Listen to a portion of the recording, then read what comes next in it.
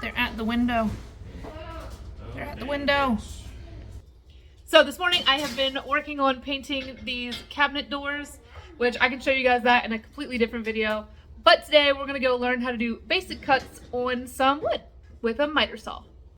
So this is the wood that we're going to be cutting. I've already kind of marked it where we need it to be cut at. Very faint lines. Let me get a pencil and make it a little bit darker. But we're also going to be staining it. This is not the right color, so we're going to hope that this one is the right color. Rosewood by Sawman, I guess. We're going to see how it works because we haven't really used this one other than to do this little patch right here, which was the wrong color. This one, which we're going to be cutting as well, just to show you guys the basic how to do a straight cut on a 2x4. Yeah. Yes, this is a 2x4x4. So we're just going to show you how to do some straight cuts on this because we're cutting it up to make a base for a cabinet. So the very first thing you want to do when you're about to work with a miter saw or any type of like table saw, anything like that, is you want to remove all jewelry, and you want to be wearing clothing that's not like loose and flowy that could possibly get caught in the blade of the miter saw, table saw, any type of saw that you're using. So I'm going to go and remove my watch, my necklace, and pretty much that's it, so that I don't risk being sucked into the blade. Also, if you have long hair, you want to make sure your hair is tied back, as I have my hair tied back in this ponytail holder, and I have a hat so that all my hair stays out of the way. This is the miter saw that we're going to be using today. It is the Meadowbow. This one is a 10-inch.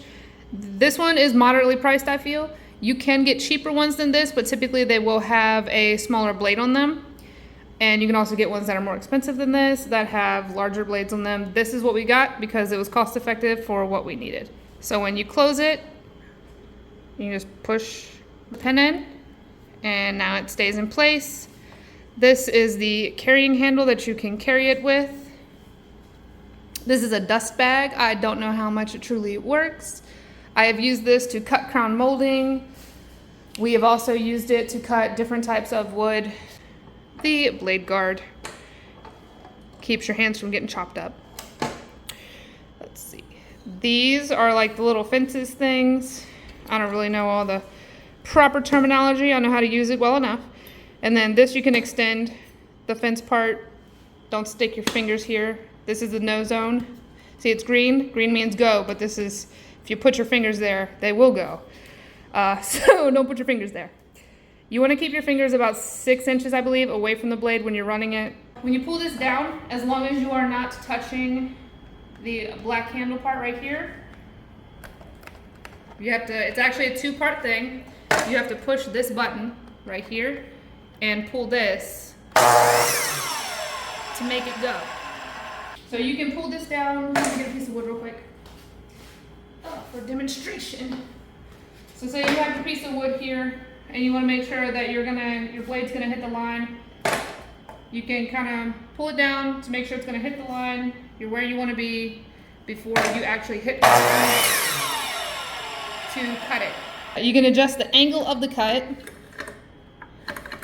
whichever way you need it. So then if you do it this way and you put your wood in like so, you're gonna get an angle that way. If you do it this way, you're gonna get the angle the opposite way. So you just need to determine the degree of the angle that you need. This is a straight cut, so this one's really simple because crown molding and stuff like that, you have to put the piece of wood in a certain way to make sure you're getting the proper angled cut that you need depending on the corner you're putting it in, so it's facing the right way. Now put our gloves on. We got pink for perfection because that's what we aim for around here. We have our pencil. It's a number 2. Doesn't matter. You can use a pencil pen. You can use a Sharpie if you so choose. Blood of your enemies, whatever your choice. All right. Take the pencil. Oh, let him go. Let him go. Yeah, see, There's see. 2 of them. Take the pencil. Hi. How you doing? You didn't drink the water the other day. Yeah, no, I left your water out. You didn't drink it. Anyways, So this board is 24 inches. It's a 2 by 4 by 2. So we're gonna cut it just in half. We're gonna cut it at the 12-inch and or 1 foot line. So that's where we're marking the line on our wood. We have the garage door opened, so I'm not much worried about ventilation. If you care about your lungs, which I do care about my lungs, but like I said, the door is open. You want to wear a mask. It's hot out here, so I'm not going to wear a mask because I don't feel like dying today. I'm already sweating. So we're at least going to put our hearing protection on. Like I said, no jewelry, no rings. You want to make sure you wear a glove, no loose clothing, hair pulled back, and a hat if you have long hair. And then hearing protection because we like our ears.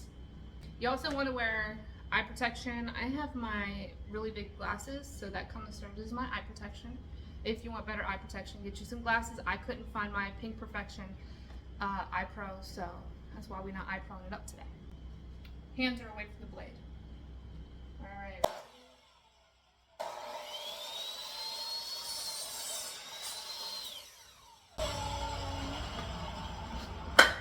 Two pieces of wood.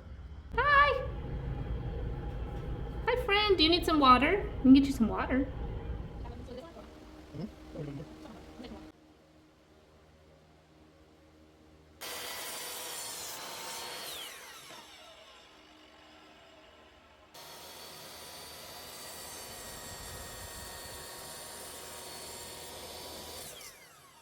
There you have it. Super simple how to cut a straight line with a miter saw. And just to recap, you want to make sure you have hearing protection, gloves, no jewelry, hair tied back, and no loose clothing that can get sucked into your miter saw. And keep your fingers at least 6 inches away from the blade. So super simple. I know you can do it. Comment down below what you guys have made with your miter saw. And you can also leave suggestions in the comment box, and I'll see you guys in the next video.